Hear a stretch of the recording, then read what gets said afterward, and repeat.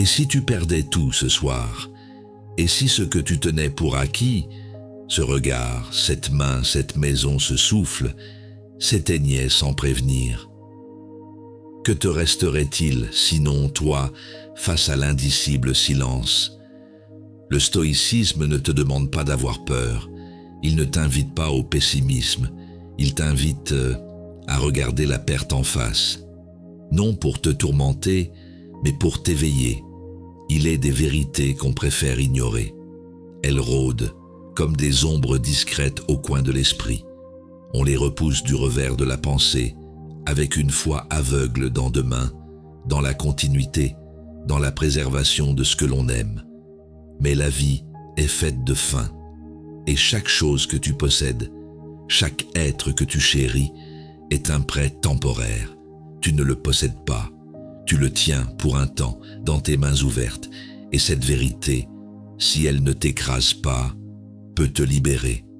Les stoïciens appelaient cela praemeditatio malorum, la préméditation du malheur, une discipline de l'âme, un exercice volontaire par lequel tu te projettes dans la perte, la douleur, la mort, non pour te faire du mal, mais pour ne plus te laisser posséder par la peur. Tu t'imagines perdre ce que tu aimes, tu t'imagines tout ce que tu fuis, la pauvreté, la solitude, la maladie. Et dans cette projection, dans cette acceptation mentale du pire, tu trouves une paix que rien ne peut corrompre. Parce que tu réalises, si le pire advenait, tu survivrais, tu apprendrais à vivre autrement.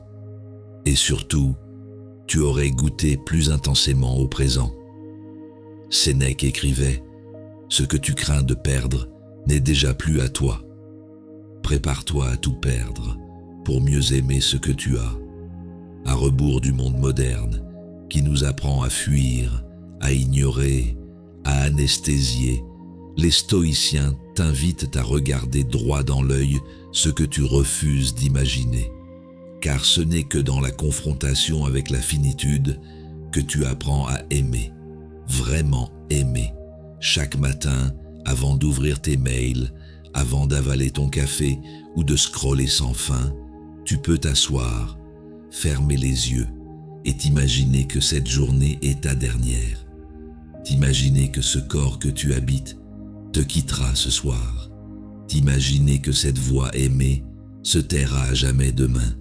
C'est une pensée dure, brute, mais dans ce choc, quelque chose se réveille.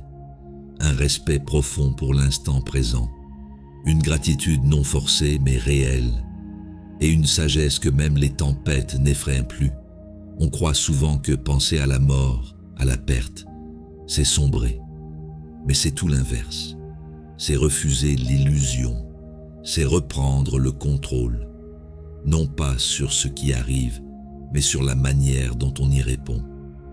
Marc Aurèle, dans ses Pensées pour moi-même, écrivait chaque jour la fragilité de la vie. Il se répétait « Tu peux mourir maintenant, que dois-tu faire? Vivre selon la nature maintenant. » Il ne s'agit pas de se morfondre, il s'agit de s'aligner, d'aimer ce qui est là, pendant que c'est là, sans attachement maladif, sans angoisse, mais avec une clarté douloureuse et magnifique. La visualisation négative est un entraînement, une pratique. Comme on renforce un muscle, on renforce son âme à l'épreuve de la perte. Tu t'assois, tu imagines perdre ton confort, perdre ton travail, perdre ton corps, perdre ceux que tu aimes, tu ressens, tu observes ta réaction, tu acceptes, et quand tu rouvres les yeux, le monde n'a pas changé. Mais toi, oui, tu n'es plus esclave de ton confort, tu n'es plus prisonnier de tes attachements, tu n'es plus dans le déni, tu es libre. Et cette liberté-là, aucun gouvernement, aucune tragédie, aucun effondrement ne peut te la retirer. Cette pratique, bien sûr, ne va pas de soi. Tu seras tenté de l'éviter, parce qu'elle est inconfortable.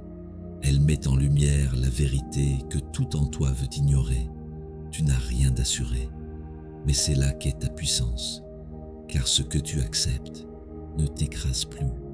Ce que tu regardes en face ne te fait plus peur, et ce que tu perds ne t'enlève plus ton âme. Mais alors que la nuit tombe une seconde fois sur nos pensées, une question demeure, silencieuse et obsédante. Pourquoi cet exercice de pensée, qu'est la visualisation négative, nous paraît-il si dérangeant, voire contre-intuitif? Pourquoi devons-nous volontairement invoquer la perte, la souffrance, la douleur ou la séparation? C'est que notre époque fuit tout ce qui ne réconforte pas. Nous vivons dans une ère où il faut penser positif, se focaliser sur l'abondance, ignorer la peur pour ne pas la manifester.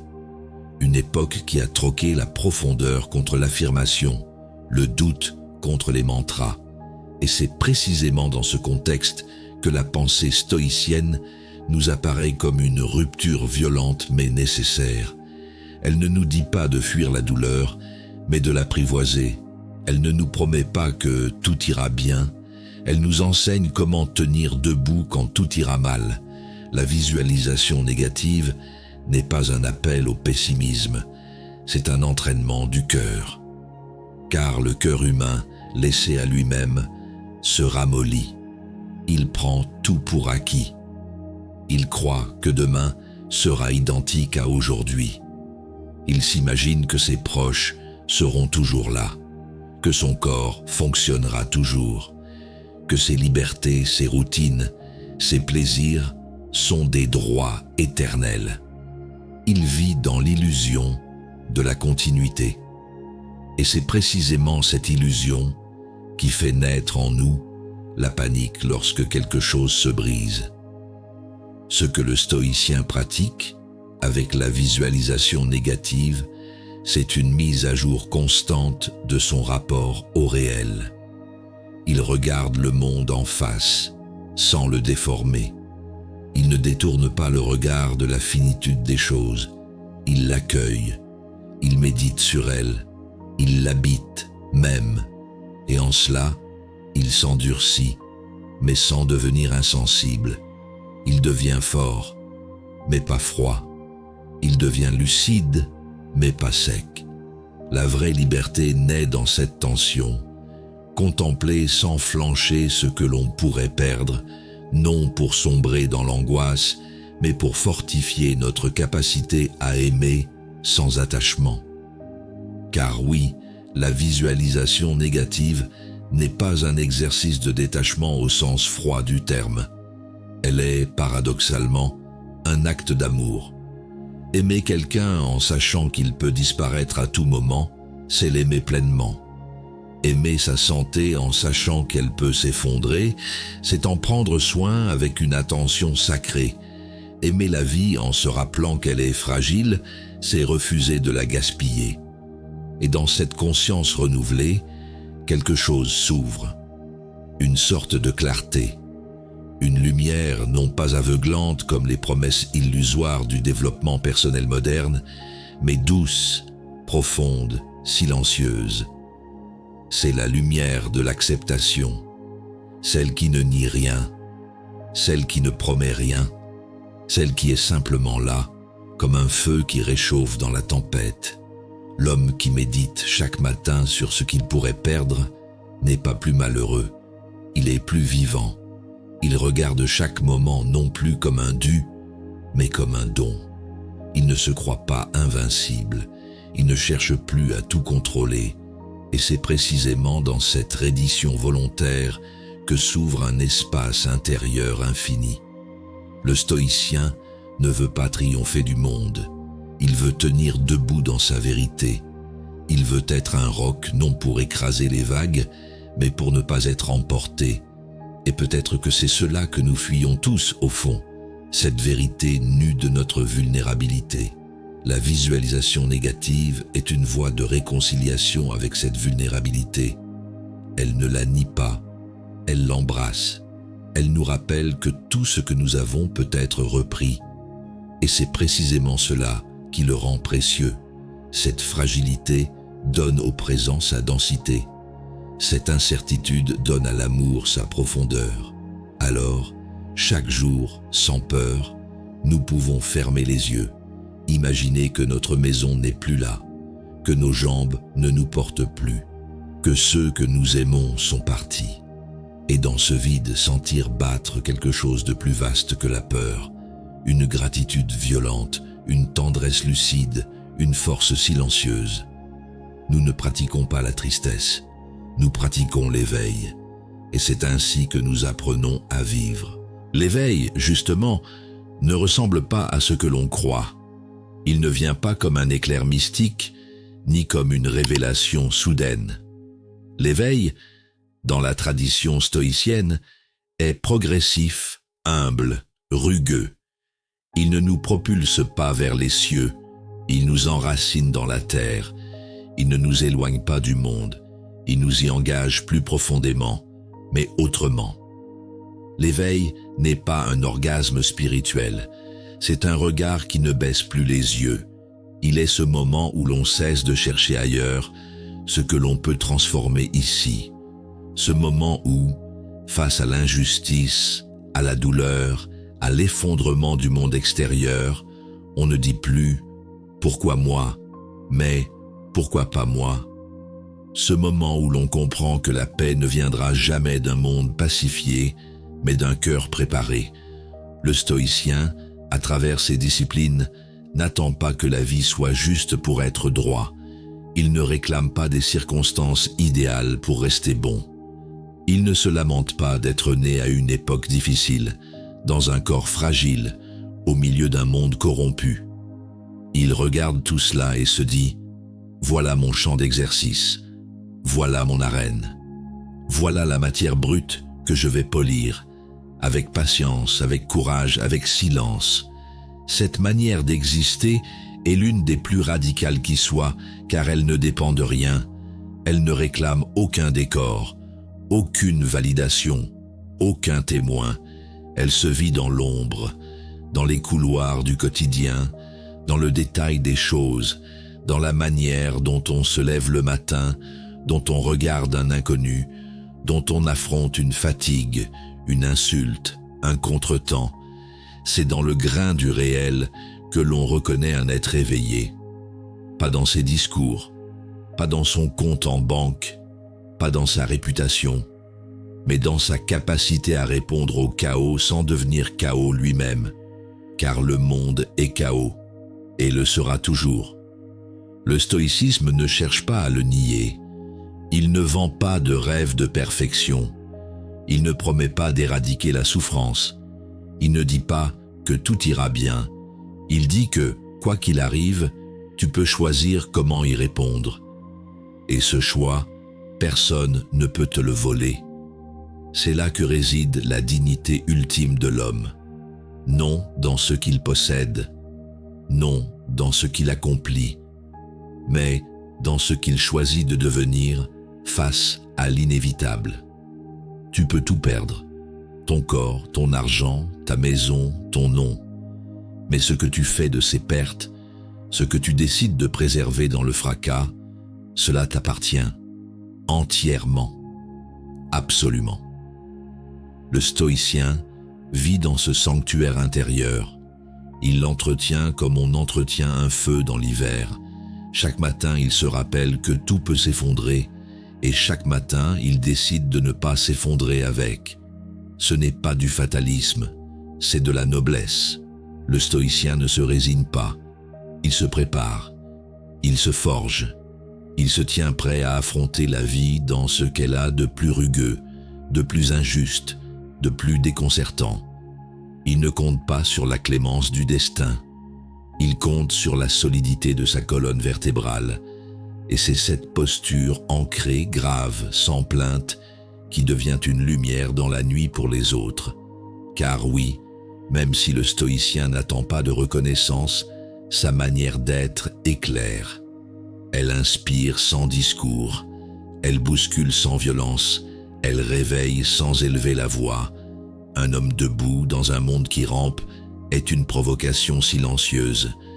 Et toi, qui écoutes ces mots, Peut-être sens-tu au fond de toi cette même soif de solidité, ce besoin de cesser de fuir, de cesser de te raconter des histoires, de poser tes valises intérieures et de dire enfin « Assez, je veux devenir quelqu'un sur qui je peux compter. Pas quelqu'un d'invulnérable, pas quelqu'un de parfait, mais quelqu'un d'aligné, quelqu'un qui, même dans la tourmente, ne trahit pas ce qu'il sait être juste, quelqu'un qui, même dans le silence, continue à aimer le vrai, quelqu'un qui, même dans l'ombre, agit comme si la lumière le voyait. C'est cela la force tranquille, la verticalité intérieure. Ce n'est pas spectaculaire, ce n'est pas viral, mais c'est indestructible. Et dans un monde qui s'effondre, cette indestructibilité discrète est peut-être le dernier rempart contre la folie.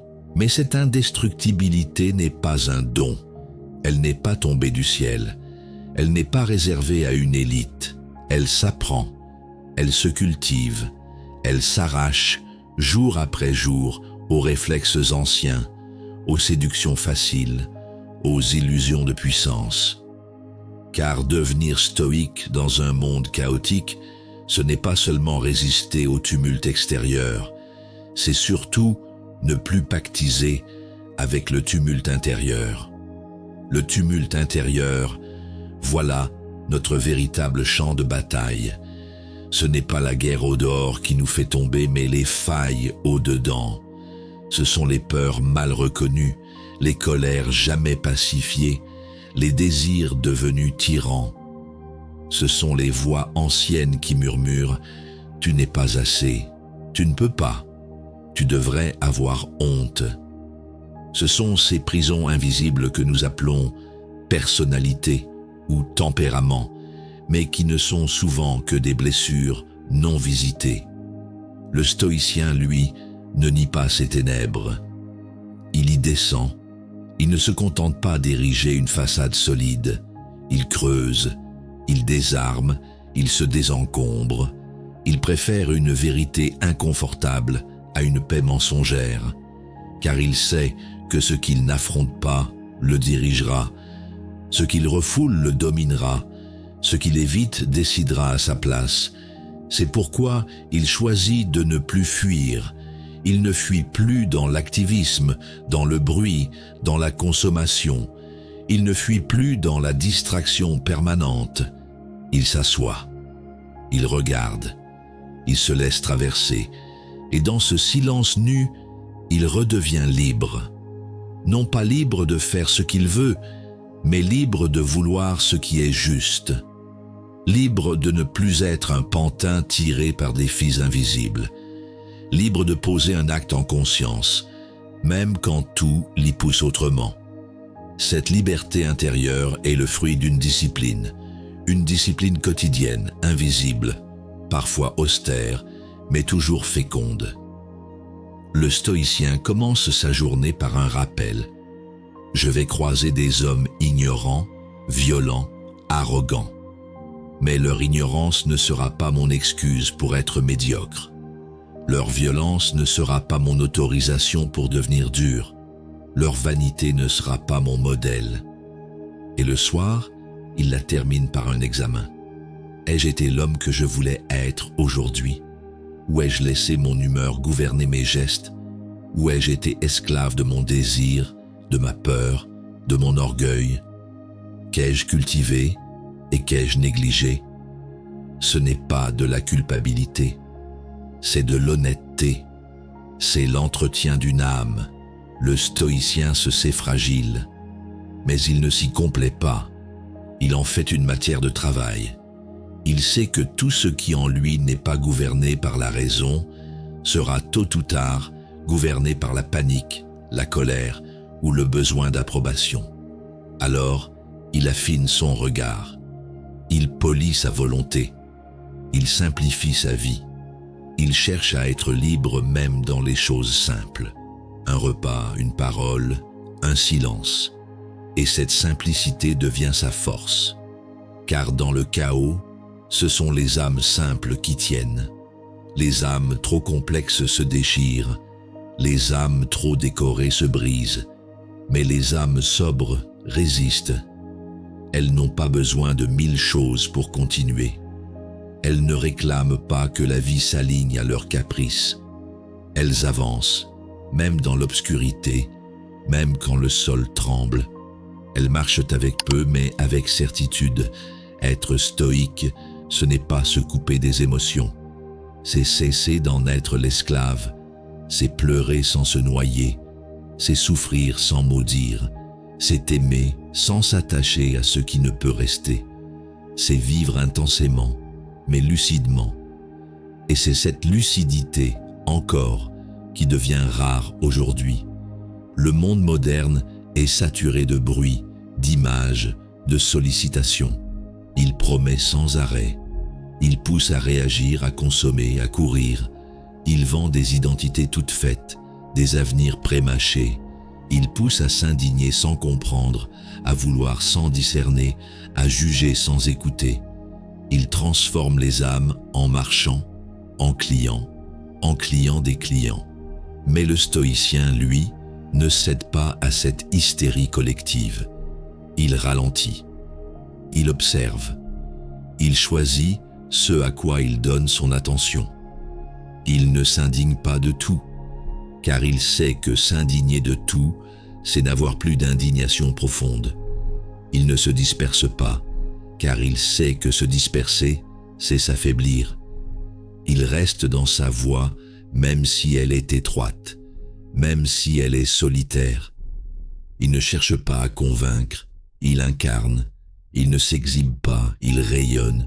Il ne crie pas, il inspire. Ce rayonnement discret, cette force silencieuse, c'est cela qui bouleverse vraiment. Pas les grands discours, pas les postures héroïques, mais la constance d'un homme qui tient bon là où d'autres vacillent. La cohérence entre ses actes et ses paroles. La droiture dans les petites choses. L'absence de plainte dans l'épreuve. La dignité tranquille qui n'a besoin ni de scène, ni d'applaudissements. Dans un monde qui glorifie l'urgence, il devient patience. Dans un monde qui valorise l'image, il cultive l'invisible. Dans un monde qui flatte l'ego, il cherche à s'effacer. Le stoïcien ne fuit pas les responsabilités, il les embrasse, mais il refuse de les confondre avec le besoin de contrôle. Il distingue l'action juste de l'agitation. Il sait qu'il ne peut pas tout maîtriser, alors il concentre sa volonté sur ce qui dépend de lui, et il remet le reste à la providence, au destin, à Dieu ou à la vie, peu importe le nom qu'il lui donne. Il agit avec rigueur, mais il lâche avec confiance. Ce lâcher-prise n'est pas une résignation, c'est une confiance supérieure, forgée dans l'expérience et la lucidité. C'est le calme de celui qui a regardé la mort en face et qui a compris que tout passe, que tout ce que nous avons un jour sera repris, que tout ce que nous construisons un jour tombera, que tout ce que nous aimons un jour s'effacera. Alors à quoi bon se crisper? À quoi bon vouloir retenir ce qui coule entre les doigts? Le stoïcien ne veut pas être immortel. Il veut être prêt à vivre pleinement, prêt à perdre sans se briser, prêt à mourir sans regret. Et cette disposition intérieure change tout. Elle donne une profondeur nouvelle à chaque instant. Le moindre geste devient sacré, le moindre regard devient précieux, car tout est impermanent, tout peut basculer, tout est don. Et parce qu'il sait cela, il ne gaspille pas. Il ne gaspille pas son énergie à se plaindre. Il ne gaspille pas son temps à convaincre les sourds.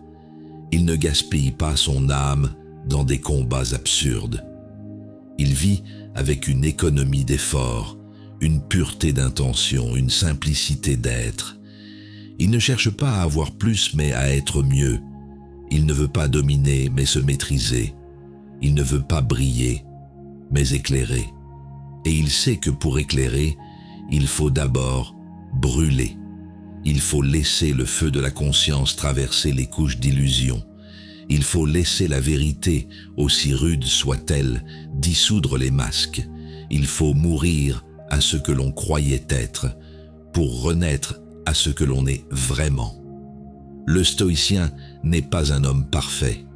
Il est un homme en feu, un homme qui refuse de vivre à moitié, un homme qui ne confond plus le confort avec la paix, qui ne confond plus l'excitation avec la joie, qui ne confond plus le pouvoir avec la puissance intérieure. Et dans ce monde qui court après le bruit, il devient une énigme. On ne comprend pas comment il reste calme. On ne comprend pas pourquoi il ne réagit pas comme tout le monde. On ne comprend pas ce qui le pousse à rester fidèle à ses principes quand tout pousse à les trahir. Mais c'est justement cela, sa victoire. Ce n'est pas une victoire contre les autres, c'est une victoire sur soi. Il est devenu un lieu de silence dans le vacarme, un lieu de paix dans le tumulte, un lieu de vérité dans un monde de masques. Et ce lieu, personne ne peut le lui enlever. Mais ce silence qu'il incarne ne le rend pas inaccessible. Il n'est pas une montagne froide, il est un feu contenu, une braise qui chauffe lentement, avec constance. Une lumière que seuls ceux qui cherchent vraiment peuvent voir. Il ne crie pas pour être entendu, il ne s'impose pas pour être vu, il est, simplement, entièrement, présent. Et cette présence bouleverse. Elle révèle par contraste tout ce qui est artificiel. Elle fait apparaître la comédie du monde avec une clarté presque cruelle. Car quand un homme devient vrai, tout ce qui est faux autour de lui devient douloureusement visible. Il n'a pas besoin de dénoncer, de juger, d'attaquer. Il expose par sa simple existence ce que les autres veulent cacher. C'est pour cela que le stoïcien souvent est seul, pas parce qu'il méprise les autres, mais parce qu'il est difficile à suivre, parce qu'il refuse les jeux de rôle, parce qu'il ne flatte personne, parce qu'il n'alimente pas les illusions partagées. Il préfère la solitude à la compromission. Il préfère l'exil intérieur à l'intégration dans un monde qu'il ne reconnaît plus. Mais cette solitude n'est pas un désert. C'est une cathédrale invisible, un lieu où l'âme respire enfin, où l'on peut entendre ce qui ne s'entend qu'en silence, la voix de sa conscience, la fragilité du monde, l'appel du haut. Là, dans cette solitude choisie, le stoïcien affine sa vision. Il n'est plus distrait, il ne fuit plus, il regarde en face, il accueille, et c'est dans cet accueil qu'il puise sa puissance. Il ne nie rien, ni la douleur, ni la peur, ni la mort. Il les regarde avec douceur, avec honnêteté, sans haine. Il ne cherche pas à les supprimer, il cherche à les intégrer, à faire d'elles non des ennemis, mais des compagnes de route. Et plus il les accepte, plus il devient libre. La liberté, pour lui, n'est pas l'absence de contraintes. C'est la maîtrise de ses chaînes. C'est la capacité de choisir sa réponse, même quand tout s'effondre autour de lui. C'est cette souveraineté intérieure que rien ni personne ne peut lui voler. Et cela change tout. Il n'est plus à vendre, plus manipulable, plus dépendant du regard des autres. Il peut perdre son argent, sa réputation, sa maison. Il restera entier. Car ce qui le tient ne vient pas de l'extérieur. Ce qui le fonde ne dépend pas du monde. Sa colonne vertébrale est en lui. Forgé jour après jour, dans l'effort discret, dans l'examen de conscience, dans le refus de la facilité, dans la fidélité à sa propre lumière. C'est cela, la noblesse du stoïcien. Non pas une noblesse héritée, mais une noblesse acquise, conquise, gravée dans la chair par des choix répétés. Ce n'est pas un titre, c'est une posture de l'âme, une verticalité intérieure qui le rend inébranlable, même dans la tempête. Et cette verticalité aujourd'hui est un acte de rébellion. Dans un monde horizontal où tout est nivelé, où tout est spectacle, où tout est compromis, choisir d'être droit, c'est provoquer. Choisir le silence quand tout hurle, c'est résister. Choisir la retenue quand tout incite à l'indignation, c'est un acte radical. Choisir l'amour vrai dans un monde de rapports de force, c'est une révolution intime. Le stoïcien ne cherche pas la guerre, mais il sait que sa simple présence est un combat. Il dérange, sans le vouloir, parce qu'il incarne une autre manière de vivre, une manière qui ne repose ni sur le bruit, ni sur la force, ni sur la peur, mais sur l'intégrité, et c'est cela que le monde ne sait plus comment gérer. Un homme intègre est imprévisible. Il ne peut pas être acheté, il ne peut pas être menacé, il ne peut pas être contraint. Il est libre. Et cette liberté-là est terrifiante pour ceux qui ont construit leur pouvoir sur la dépendance, la peur, la flatterie ou l'ambition. Alors ils tenteront de le faire taire. Ils le marginaliseront. Ils le moqueront. Ils l'accuseront d'arrogance, de froideur, d'orgueil. Mais rien de cela ne l'atteindra vraiment, car il ne vit pas pour être aimé, il vit pour être vrai. Le stoïcien regarde le monde, non plus avec colère, mais avec compassion, car il sait que la plupart courent parce qu'ils ont peur, qu'ils parlent trop parce qu'ils ne s'écoutent plus, qu'ils possèdent parce qu'ils se sentent vides, qu'ils séduisent parce qu'ils se croient invisibles, qu'ils trahissent parce qu'ils ne croient plus qu'on peut être fidèle. Il ne juge plus, il comprend.